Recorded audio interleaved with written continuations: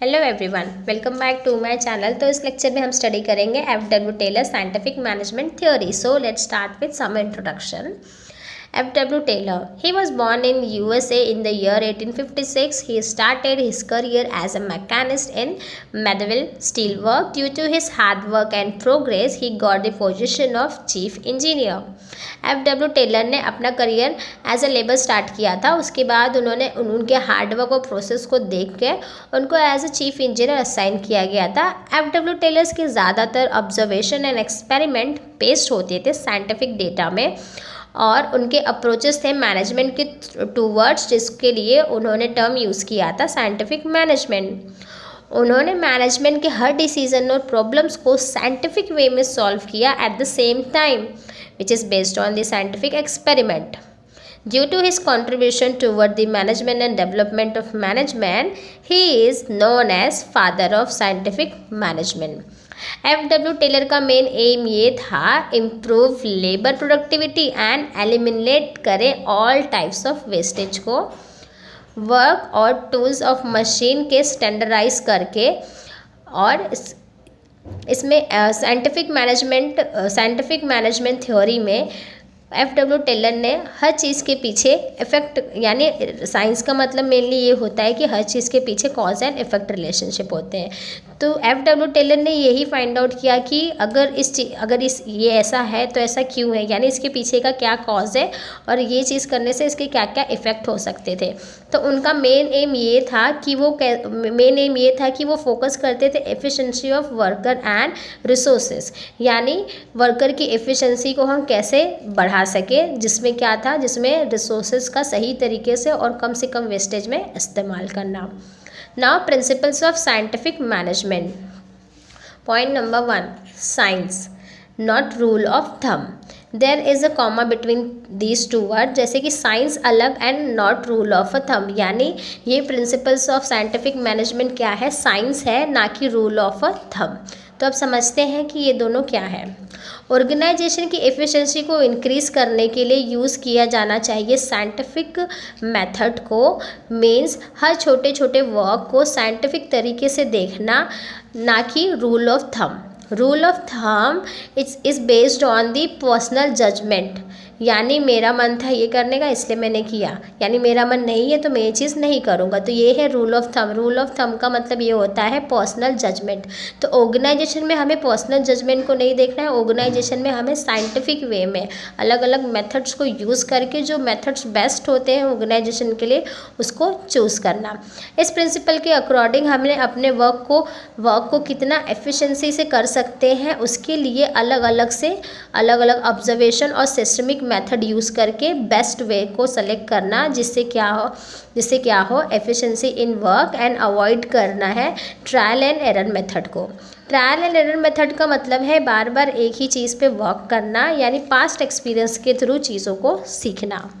Organisation में पहले क्या होता था कि प्लानिंग की जाती थी एक पर्टिकुलर गोल्स की, और वर्कर आके उस गोल्स को अचीव करने के लिए अपने काम को स्टार्ट करते थे। फिर F.W. टेलर ने इस चीज़ को थोड़ा अलग वे में किया। फिर उन्होंने क्या किया, यानी कि प्लानिंग के लिए किसी और, मतलब कोई और प्लानिंग करेगा और उसको डायरेक्टिंग करेंगे, और वर्कर उसके अकॉर्डिंग उसके इंस्ट्रक्शंस पे काम करेंगे। तो F.W. टेलर ने ये डिसाइड किया कि हम ये सारे जो काम हैं हम मैनेजर को दे देंगे, जिससे मैनेजर क्या करेंगे कि इस काम को करने के लिए कितना टाइम लगता है वो ये सारी चीज़ों पे ऑब्जर्वेशन करेंगे, सिस्टमिक मेथड यूज़ करेंगे, और जो मेथड सबसे बेस्ट होगा उस गोल्स को अचीव करने के लिए उस वे में और उस डायरेक्शन में वो एम्प्लॉयज़ को इंस्ट्रक्शंस देंगे, और उस इंस्ट्रक्शन को एम्प्लॉयज़ फॉलो करके अपने ऑर्गेनाइजेशन के एम्स एंड ऑब्जेक्टिव्स को अचीव कर पाएंगे। यानी हर वर्क को कैसे करना है साइंटिफिक वे में, और साइंटिफिकली प्लान्ड होनी चाहिए हर चीज़ें ऑर्गेनाइजेशन में।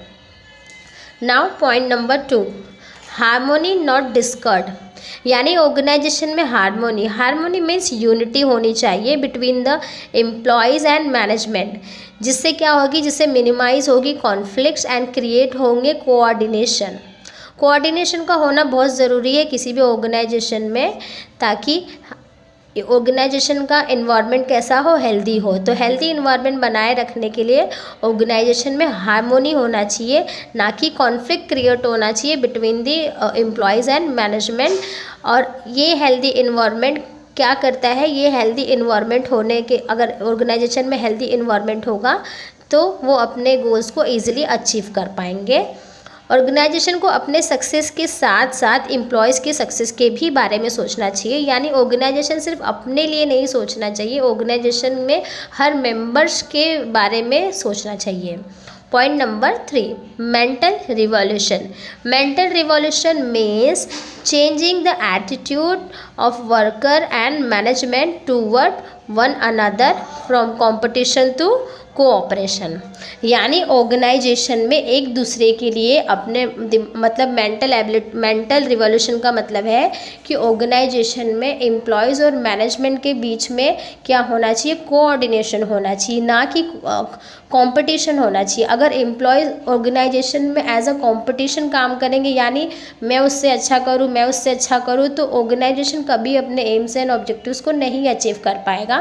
इसलिए ऑर्गेनाइजेशन में कंपटीशन कम, कोऑपरेशन का होना ज़्यादा ज़रूरी है। So this will increase the productivity and profit. Point number 4, cooperation not individualism. Cooperation जो हमने अभी पॉइंट नंबर 2 और 3 में पढ़ा था, तो same as it is in point number 4 also. यहाँ पर भी क्या है, mutual cooperation between the workforce, यानी एम्प्लॉयज़ एंड मैनेजमेंट के बीच में क्या होना चाहिए, म्यूचुअल कोऑपरेशन होना चाहिए। Due to cooperation trust, team spirit etcetera, ये सारी चीज़ें क्या होंगी, क्रिएट होंगी बिकॉज ऑफ द कोऑपरेशन। और ऑर्गेनाइजेशन में जैसा हमने प्रीवियस 2 पॉइंट्स में पढ़ा था कि ऑर्गेनाइजेशन में क्या नहीं होना चाहिए, ऑर्गेनाइजेशन में कंपटीशन नहीं होना चाहिए, कंपटीशन की जगह ऑर्गेनाइजेशन में क्या होना चाहिए, कोऑपरेशन होना चाहिए। और ऑर्गेनाइजेशन जब भी कोई डिसीज़न लेती है तो वो डिसीज़न में उन्हें कंसिडर करना है एम्प्लॉयज़ के सजेशन को भी, यानी एम्प्लॉयज़ का पॉइंट ऑफ व्यू क्या है उस पर्टिकुलर टॉपिक या उस पर्टिकुलर प्रॉब्लम में या उस पर्टिकुलर प्रोजेक्ट के लिए, उस एम्प्लॉय का सजेशन क्या है, तो उसके सजेशन को भी क्या है, हमें इम्पोर्टेंस देना है। तो ये सभी चीज़ें अगर हम ऑर्गेनाइजेशन में करते हैं तो इससे क्या क्रिएट होता है, इससे क्रिएट होता है कोऑपरेशन। और ऑर्गेनाइजेशन अगर अपनी रिस्पॉन्सिबिलिटी कंप्लीट करती है तो ठीक उसी तरह एक एम्प्लॉयज़ को भी अपनी रिस्पॉन्सिबिलिटी पूरी करनी चाहिए। एम्प्लॉयज़ को बिना दैट मीन्स एम्प्लॉयज़ को कोई भी अननेसेसरी डिमांड के लिए डायरेक्ट स्ट्राइक पे नहीं जाना चाहिए। तो जैसे ऑर्गेनाइजेशन के कुछ रूल्स एंड रेगुलेशंस होते हैं, तो उसी तरह एक इंडिविजुअल को भी कुछ रूल्स एंड रेगुलेशन फॉलो करने चाहिए ऑर्गेनाइजेशन में, जिससे क्या हो, जिससे ऑर्गेनाइजेशन में एक स्ट्रॉन्ग पिलर क्रिएट हो। Point number 5, division of responsibility. Division of responsibility as it is division of work भी है, यानी ऑर्गेनाइजेशन में जो भी वर्क है, जो भी रिस्पॉन्सिबिलिटी है, उन्हें डिवाइड कर देना चाहिए between the manager and employees. और ये division of responsibility and division of work employees की कैपेबिलिटी और उनके स्किल और नॉलेज के थ्रू होनी चाहिए। तो ये जो डिवीज़न ऑफ रिस्पॉन्सिबिलिटी है, ये होनी चाहिए between the top level, middle level and employees के बीच में। तो ये क्या क्रिएट करती है, ये अगेन क्रिएट करती है कोऑपरेशन एंड एम्प्लॉयज़ को इनकरेज करती है, गाइड करती है, and it help for best performance of manager as well as employees. Point number 6, development of employer and employees for greater efficiency and maximum prosperity. यानी कि organisation में best performance of any organisation is always depend on skill and capabilities of its employees. यानी organisation की जो भी performance होती है वो ज़्यादातर डिपेंड होती है एम्प्लॉयज़ की कैपेबिलिटी और स्किल पे। थर्स providing training and development program to the employees whenever required, it is very essential। यानी ऑर्गेनाइजेशन में जब भी एम्प्लॉयज़ को ट्रेनिंग एंड डेवलपमेंट की ज़रूरत हो तो उन्हें वो चीज़ प्रोवाइड करनी चाहिए, जिससे क्या हो, उनका भी डेवलपमेंट हो, उनके नॉलेज का, उनके स्किल का, उनकी कैपेबिलिटीज़ का डेवलपमेंट होगा।